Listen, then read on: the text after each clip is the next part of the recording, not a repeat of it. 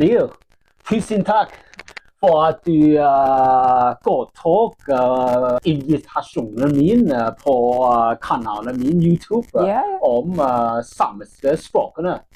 Liv, jeg har kjempeviktig spørsmål til deg om samiske litteratur, som samisk litteraturviter. Hva utfordringer har du med å fremme samisk litteratur og samiske skrivespråkene i Norge? Hvordan overvinner du disse utfordringene? Vel, nå kan du si, nå er jeg vil si så heldig som har en jobb som jeg har, som gjør at dette er jo min jobb, å undervise studenter. Jeg har egne barn som jeg snakker samisk med, og jeg er en selv som har lært samisk på nytt, som voksen. Altså norsk er mitt morsmål, men jeg har lært samisk på nytt. Så det er sånn måte å vise at det går an, men man må virkelig ville det og ha motivasjon. Det er, så i den grad jeg kan, så liker jeg å drive med formidling. Altså både selvfølgelig den undervisningen jeg gjør, her på universitetet, men andre klasser, hvis jeg vil bli bedt om å holde foredrag eller skrive noe, det kan være om bøker av og til, sånn som i Store norske leksikon, som du har lest, og sånne type ting og det gjør jeg gjerne. Jeg forteller gjerne om samisk litteratur, altså sånn som nå, men også sånn i andre sammenhenger. Og det er veldig, veldig, veldig viktig, for at det betyr at mange flere kan få høre om det, også folk som selv ikke leser samisk, eller ikke kan samisk. Der er jo mange samiske forfattere som skriver på andre språk, særlig norsk, men også noen som skriver på svensk, og til og med også på dansk og engelsk. Og så blir noe oversatt, men oversatt av det som skrives på samisk. For på dansk, det er ingen samme Nei, men det er en samisk forfatter som har flyttet til Danmark som barn, og hun skriver på dansk. Så det er en samisk forfatter som gjør det. Men hennes bøker er også oversatt til norsk, nynorsk, og en er også oversatt til nordsamisk. Men de fleste skriver på enda er det mange samiske forfattere som skriver på samisk, og flest på nordsamisk. Og så er det mange som skriver på norsk, og svensk også etter hvert. Så det er utfordringer, men det er også sånn glede med det, for at folk vil gjerne høre. Altså folk synes det er veldig fint å høre, for det her er jo noe mange ikke lærer om, for eksempel på skolen og sånn, så det er veldig fint å kunne formidle ut. Og så har jeg også faktisk skrevet en bok selv, en diktsamling, og den kom ut nå for 2 måneder siden snart. 2 måneder siden? Ok. Så det er også, den er på samisk og på norsk. På samisk og på norsk? Så det er jo også sånn skriveglede. Jeg skriver jo mest fagtekster.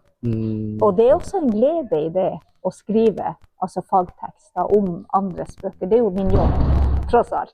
Men at vi ikke er så mange som jobber med mitt fag, det er vi ikke. Og det er selvfølgelig ikke så mange heller som kan samisk og leser samisk, men likevel, det er interesse. Og det er det positive. Så jeg liker veldig godt som type formidlingsarbeid å snakke om, fortelle om samisk. Både på konferanser, men også i andre sammenhenger. Nei, det er jo selvfølgelig for eksempel å takke ja, hvis man blir spurt om å presentere noe, eller å fortelle om det kan være intervjuer, og sånn som i det her, i din podcast. Og det er jo også noe av det en forsker bør gjøre. Altså, en forsker er jo med i samfunnet, en del av samfunnet. Og hvis det er interesse i samfunnet, så er det fint å kunne på en måte bidra til det. Og være en del og fortelle om det som folk gjerne er interessert i. Så det er en måte å overvinne de utfordringene på. Ved å på en måte, fortelle dersom noen ønsker det. Og noen ganger også kanskje fortelle litt uten at noen spør, og være til stede der hvor du kan på en måte bidra med noe faglig, selvfølgelig, men også sånn. Og det med samisk litteratur, det er jo veldig knyttet til samfunnet for øvrig. Og det er det som er så spennende med, altså, du kan si fiksjonslitteratur og samfunnet, ikke sant? Altså, det er jo på en måte, du lærer mye av et samfunn også. Du lærer mye selvfølgelig av folks kunstneriskhet, men ikke sant? I det ligger jo også et engasjement for samfunnet, og det er fint å kunne være med der. Og som sagt, interesse er det. Neil, jeg vil gjerne snakke litt om dette bøker på samisk. Kan du si noen ting om denne bøker? Den skrevet av en forfatter, Elin Anna Labba, som bor på svensk, ja, nå bor hun på norsk side, men hun fra svensk side. Og hun skrev om, hun kommer fra en familie som på en måte, de ble tvunget, dette er en lang historie, for å flytte fra Nord-Sverige, altså reindriftssamer, til Sør-Sverige. De ble tvunget av den samiske staten, fordi de fikk ikke lov å komme og være på sommeren og ha sommerbeite på de norske øyene. Det var grensesettinger og grensetraktater som gjorde det. Og det her er hennes fortellinger om folk som opplevde det. Herratapitjemin. Den er også skrevet på svensk, og den er også skrevet oversatt til norsk, og den er på det her nordsamisk. Hun forteller en veldig, veldig viktig historie. Av de hun har intervjuet her, så er de eldste, altså blant folk som enda kunne huske, eller som hadde foreldre som ble tvunget til å flytte lenger sør. Og det skapte jo konflikter, for der var jo folk og samer lenger sør også. Men det at de ikke fikk lov å komme tilbake der de på en måte brukte å være. Ja, men det er veldig fine fortellinger, og en veldig, veldig viktig del. Altså Tromsø by, altså Tromsøøya og øyene rundt Tromsø er også en del av denne historien. Så det er veldig, veldig viktig. Det er så fint at hun har klart å få med de her historiene. Og det er nettopp det, historier, fortellinger, som er så viktig, og som litteraturen er med på. Det gjør at man ikke glemmer, altså den finnes der. Man kan lese det. Og også skape litt engasjement og nysgjerrighet. Hva med denne bøken? Det er en novellesamling av Kirsti Palto. Kirsti Palto er fra finsk side. Hun skriver på nordsamisk. Og hun er den samiske forfatteren som har utgitt flest bøker på samisk. Så hennes debutbok kom i 1971. Det var også en novellesamling. 1971? Men den her er nyere. Den her kom i 2001, og det er en samling med noveller. Da. Så hun er en veldig dyktig novelleskriver, og er vår mest produserende forfatter altså på samisk. Og det her er folk i hennes generasjon som er født på slutten av 1940-tallet, som jo ikke lærte samisk på skolen selv. De hadde samisk som morsmål, eller har samisk som morsmål, men de lærte ikke å skrive og lese på skolen. Så de har lært det i voksen alder. Så de er virkelig som pionerer, og jeg vil si helter, i formidlinga av samisk litteratur. Fordi at det er naturlig for folk å ville uttrykke seg på sitt morsmål, men når du ikke har lært å skrive det, da er det enda mer arbeid. Det sier noe om den indre krafta som også er en del av litteraturen. Og den indre krafta, den trenger man for å kunne overleve og utvikle som et urfolksspråk, som også minoritetsspråk. Og den motivasjonen er det mange unge også som har. Er det på nordsamisk? Det er nordsamisk, ja. Stjålet betyr det på norsk. Såladovan. På nordsamisk også? Okay.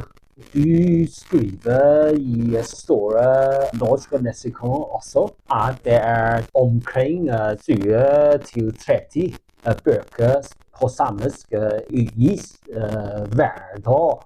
Er det nok samisk bøker til å støtte etterspørselen, eller er det nok samiske lesere til å støtte tilbudet? Hva er utfordringen med å utgi og fordele samiske bøker?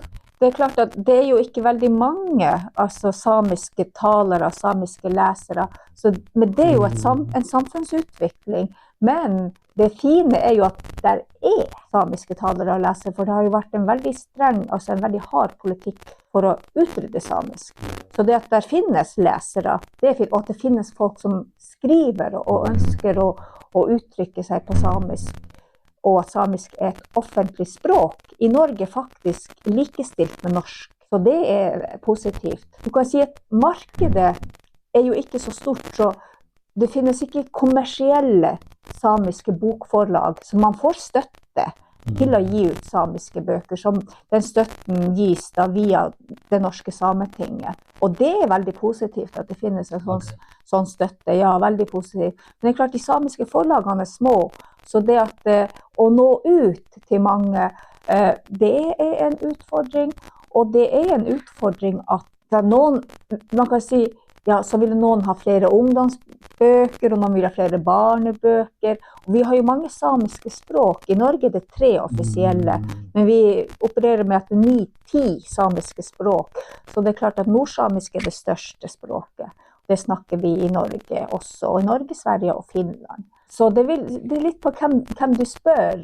Så jeg vil si der nok lesere, men det en bok som treffer akkurat for særlig ungdom, som jo kan lese engelsk veldig godt. I dagens samfunn så leser de engelsk veldig godt. Og engelsk jo et stort språk, og det jo et språk som vi ser mye på internett. Og også, ja, så det på en måte kanskje en utfordring å få bøker som kan engasjere også de unge. Men der gis ut veldig mye god samisk litteratur. Det gjør det, og det fordelen. Og at det interesse, også blant yngre, om interesse for å skrive på samisk. Altså det være seg teater, altså romaner, diktsamlinger, og også at det gis ut fagbøker. Så det fordelen, og at det engasjement, og det veldig stor interesse for å lære samisk. Og da jo litteraturen, det jo litteraturen som gir den dype kjennskapen til språket. Det jo der du virkelig lærer språket, ved å lese litteratur. Og det at vi har den litteraturen, det en virkelig stor fordel. Men det klart, vi små, og det en utfordring, nettopp med det at man har altså nok økonomisk støtte for å publisere bøker, for det interesse for å publisere, det mangler ikke.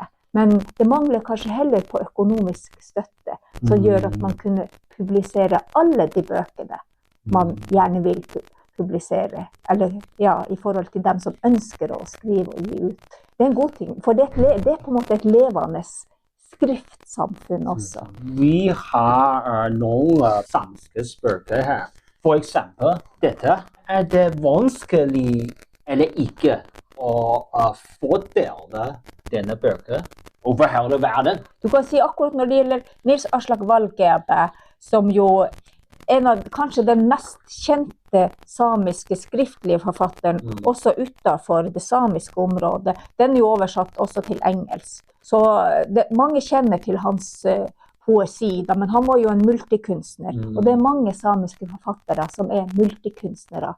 Det en del av det vanlige samiske livet. Og man må kunne gjøre litt sånn, og man må kunne sånn. Du kan ikke bare være spesialist og gjøre én ting. Så han var virkelig en som han var jo illustratør. Dette bildet han selv har samlet, reist på museet og sånt, og fått tillatelse til å utgi. Og så var han poet, og han var musiker og joiker, og var politiker. Så han har jo vært et forbilde, og nok det for mange samiske forfattere. Hvor mange kopier synes du har blitt utgitt så langt? Vet du, det har jeg ikke tall på. Det vet jeg, men jeg vet de samiske forlagene gir vel ut først sånn ca. 2000. Og så hvis det større etterspørsel, så kan det hende, hvis det økonomi, at man trykker flere. Men ikke sant, det med oversettelse, det også en Oversette til engelsk? For eksempel, eller norsk, eller svensk, eller finsk, men også engelsk. Altså det en utfordring det å få liksom det ut til, nå snakker jeg jo om de norske kan man skal si, institusjonene som driver med det. Vi har jo vi har institusjon i Norge, Nordla, som driver med promotering av norsk litteratur, herunder også må vi si samisk litteratur ute i verden, som også kanskje kan bidra med oversettelsesstøtte. Så det en ting som det jobbes med og har vært jobbet lenge med. Denne bøken veldig populær. Ja, den her ganske populær, den her boka. Den ganske godt kjent. Og den oversatt til norsk og til engelsk og finsk, men der det bare i originalen du også finner fotografiene. Helsinki? Ja, ja. Han har vært og reist rundt og samlet bilder fra flere museer i Norden og i Europa. Og den boka, den oversatte da til norsk-svensk. Den fikk Nordisk råds litteraturpris i 1991. Det hittil den eneste samisk-språklige boka som har fått den litteraturprisen. Så det var en viktig bok. Så hvordan kan man overvinne disse utfordringene? Vel, det jo med det arbeidet som har vært gjort, og som gjøres, og ved at man har en interesse. For det som nå, det egentlig ganske stor interesse, men så det du mangler for eksempel altså fagfolk som kan samisk. Og det det innenfor alle felt, og også innenfor litteraturen. Altså at det må være folk som kan. Så det på en måte den interessen og de gode holdningene som vi må få fram. Og også ved det at ja, ved god språkopplæring så har du også god tilgang til litteratur. For litteraturen kjempeviktig for alle som har lyst til å lære samisk, som ikke fikk lære samisk, og som nå i dag vil lære. Så de gode holdninger, det en ting, og det kommer selvfølgelig økonomi med det. Du optimistisk om fremtiden til samespråket? Ja, jeg optimistisk. Det må jeg jo være. Det på en måte min jobb. Men jeg det nettopp fordi at, ikke fordi, altså, det en kamp hele tiden å bevare og utvikle det samiske språket, det jobb. Men det mye glede i det. Og det mye stor og god interesse. Og det det viktige, at man har interesse. For med interesse så har du motivasjon også. Ja. Kan du si noen ting om disse bilder? Ja, det den samiske kunstneren Synnøve Persen som har malt de to. Og Synnøve Persen fra Porsanger, som også den kommunen hvor jeg kommer ifra. Porsanger, I Finnmark. Så hun utdannet altså kunstmaler, men hun også forfatter. Hun skriver dikt. Og en av de samiske forfatterne. Kjempebra. Tusen takk, Neil. Du skrev i Store norske leksikon at den første samiske litteraturen, kalt Laponia, ble utgitt på 1600-tallet i Sverige. Og mer og mer litteratur, samiske litteratur, ble utgitt siden den gang. Hvor viktig utviklingen av samisk litteratur for samiske skrivespråk? Veldig hyggelig å være her. Som sagt, den første boka som ble gitt ut med original samisk litteratur, altså skrevet. Vi har jo en lang muntlig tradisjon, men den skrevne litteratur, det var to, kan du si, joikedikt i boka Laponia, som ble gitt ut på vegne altså, av den svenske staten. Den kom ut først på tysk og latin, og så ble den senere oversatt til andre europeiske språk. Så da var det to sånne joikedikt, kjærlighetsdikt, ja, som var sendt inn av en samisk prestestudent. Og senere har det blitt utgitt fagtekster, men også fiksjon og mye andre tekster. Og den veldig viktig, selvfølgelig, for at språket skal ses, for at man skal kunne... Altså, vi har jo også en skriftlig kunstnerisk produksjon, som veldig viktig for å... Som uttrykker, kan du si, et folks og språks kunstneriske, kan man skal si, verden.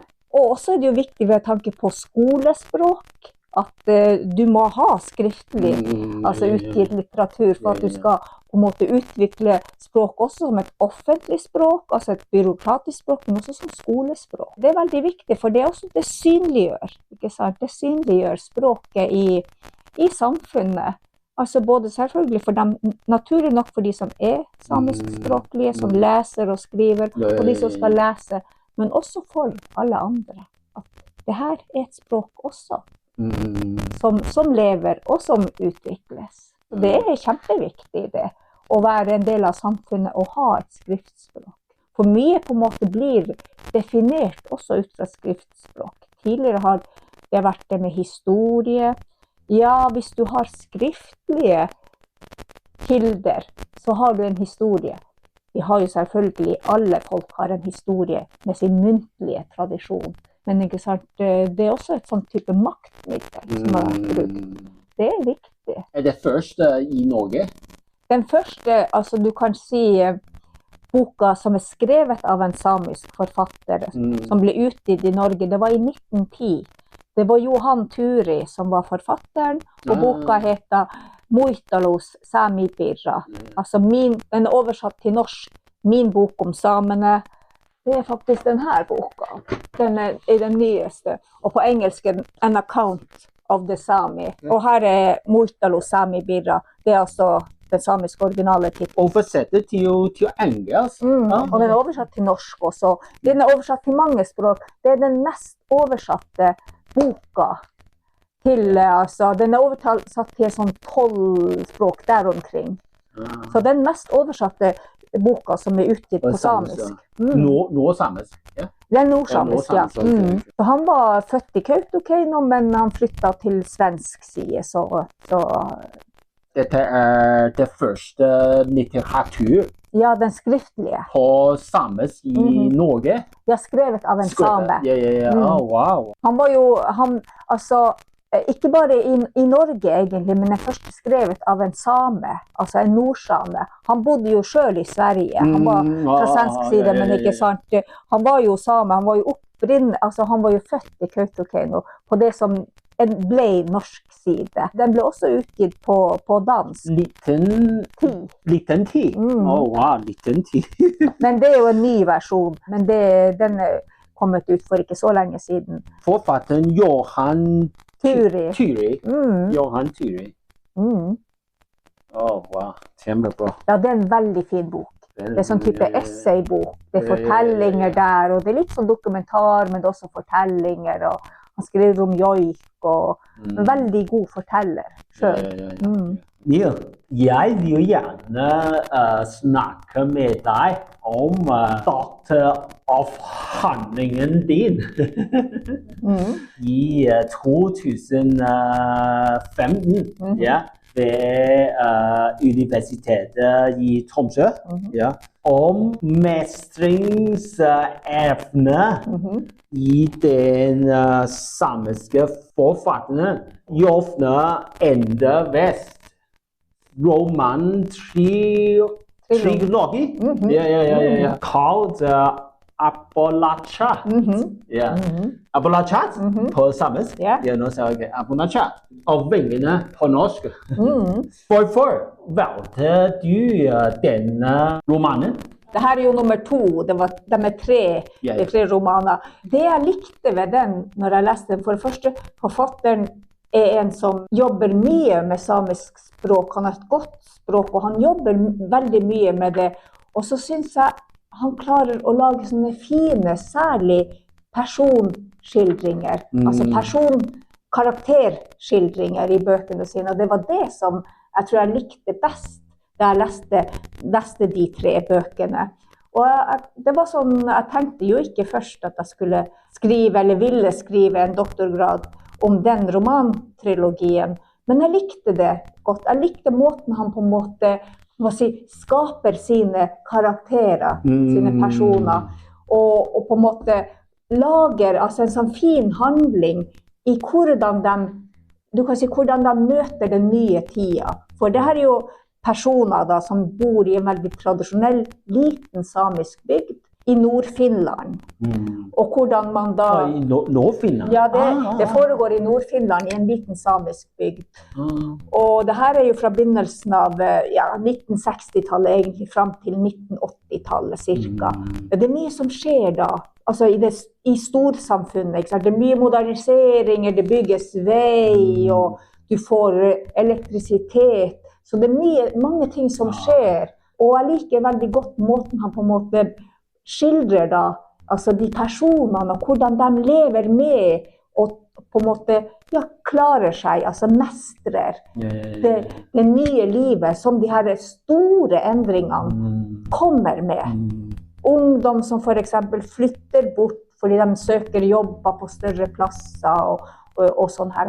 Så det store endringer I samfunnet, og Og så det liker jeg måten han på en måte klarer å lage sånne fine personbilder da. Altså karakterene i bøkene. Og han skriver, han har en fin måte å skrive på, som jeg setter stor pris på, appellerer til meg, og han har et godt språk. Ja, og han er veldig sånn opptatt av det, sier han selv også, i intervjuer og sånn. Så den type handling som jeg på en måte, jeg tror på den. Jeg tror på den, og du kommer litt sånn nært personene. Det er ikke mye dramatikk og sånt, men det likevel, det handler om å være gode naboskap, og hvordan kan man leve da, og på en måte få det her lille samfunnet til å på en måte fungere i de store endringene som kommer med store samfunnsendringer. Og forfatteren selv har sagt, han ville gjerne skrive noe vakkert, altså blant mennesker i en tid med stor fattigdom, altså materiell fattigdom, og det var det. Det synes jeg han har klart. Han har klart denne balansen, ikke sant, at der finnes jo alle mulige slags forskjellige karakterer da, personer, ikke sant. Det er ikke sånn at det er sånn harmoni på alle måter, men jeg synes det er veldig fine sånne livsskildringer. Hvor viktig denne bøker i samisk litteratur? Jeg synes det er viktig, for det første er det kjempeviktig for det området. Altså, denne forfatteren har bodd i Paris i 40 år nå, så han flyttet, var ganske ung da han flyttet til Paris. Men han skriver på samisk, som jo er hans morsmål. Og det er viktig selvfølgelig for folk i det området hvor han kommer fra. Det er også viktig, for han har en sånn kvalitet. Han er ikke mye oversatt, enda i hvert fall. Den første boka han skrev oversatt til noen språk, blant andre finsk og fransk og norsk. Den vant den første romankonkurransen på samisk, altså den samiske romankonkurransen vant den første boka, det er ikke den her. Men det er viktig, fordi han har en sånn stor kvalitet, som flere, hvis det var oversatt til flere språk, for eksempel engelsk, så vil jo flere også kunne se det. Oversatt til fransk også? Nei, den er ikke oversatt til fransk, men den første boka som han skrev, den er oversatt til fransk, og det er kjempefint. Og det gir jo meg mye å snakke om i mitt arbeid, og det ga meg en god anledning til å skrive en doktorgrad. Og det er viktig, for det er jo også en tekst på samisk, en fagtekst. Og det er mye å snakke om. Det er veldig rikt, så det er veldig mye man kan ta tak i. Det er jo selvfølgelig mange sider tekst i 3 romaner, det er det. Men der er virkelig en forfatter som virkelig, det er kvalitet, og han er jo en forfatter av sin generasjon, han er født i 1948. Men det er også noe for yngre å se til. Selvfølgelig, alle er jo ikke interessert i å lese romaner, men de er i hvert fall der. Så det er jo også en studie i på en måte, altså en språkverden, som også er verdifull. Og som du ikke finner på en måte overalt, for at du finner ikke så mye samiske tekster som du bare kan lete altså på internett eller uansett, altså digitalisert. Og det er kjempeviktig uttrykk for et kunstnerisk, altså et kunstnerisk produkt, men også sånn kunstnerisk, hva man skal si, vilje og en kunstnerisk glede. Altså hvordan på en måte det samiske språket er i en kunstnerisk verden også. Både sånn lingvistisk, men også sånn rent menneskelig. For det er veldig mye sånn mellommenneskelige sånne relasjoner som portretteres i de bøkene, og det er veldig viktig. Jeg antar at denne romanen er det samiske yndlingsbok. Ja, vi kan si det at det er jo 3 bøker da. Jeg liker dem veldig godt. Så de er en slags yndlingsbøker, i hvert fall prosa da. Yndlingsforfatter også Jovne Ande West. Ja, han er forfatter jeg liker veldig godt, ja. En yndlingsforfatter, ja. Kjempe på. Abonacha. Jeg har et veldig viktig spørsmål til deg. Med bare omkring 30 1000 samiske talene ifølge Store norske leksikon. Du bekymret for fremtiden til de samme språkene i Norge, i Norden, i Russland? Ja, på russisk side, der det jo veldig få talere, og det vanskelig, så jeg kjenner ikke situasjonen, jeg kjenner ikke det samfunnet så godt på russisk side, men vel, hvis jeg skulle tenke bare på, det så mange, så kunne jeg tenke om å gå, huff og være bekymret, men jeg ikke bekymret. Man kan ikke på en måte jobbe med det her, eller på en måte leve det her livet, det jo et liv man lever. Man lever, du kan si, vi lever jo språket på en måte, så nei, jeg ikke bekymret sånn sett. Det derfor jeg lever, sånn som jeg lever, fordi at jeg vil gjøre noe positivt, ikke sant? Gjøre noe for å utvikle, for å leve, for at språket skal leve, og samfunnet og folket. Så jeg ser på det som, jeg ser positive ting og på en måte, og har den tankegangen at det sånn man må tenke, hvis ikke så blir det vanskelig. Ikke bekymret? Nei, man kan være realistisk, men ikke sant, for at et samfunn skal leve og gå fremover, så må det noe med at det noe her inni som gjør at nei, man ønsker det her, og man ønsker at det skal være et liv, og det skal være et språk også etter meg. Men jeg ser minst to problemer. Det ikke nok mennesker som snakker samisk, så vi trenger flere mennesker som snakker samisk. Andre, mange samer ikke snakker samisk. Ja da. Så det nødvendig for alle sammen å lære å bruke samisk språk. Ja, det kan du si. For hele verden kan ikke jeg snakke, for det går ikke an. Verden for stor til det. Så jeg må konsentrere meg om det som her. Men det som viktig for også at flere skal kunne lære, det også at man har et fokus på morsmålet. Man må ha en utvikling og en styrking av samisk som morsmål. Og det viktig. Man kan ikke bare tenke på at flere skal snakke.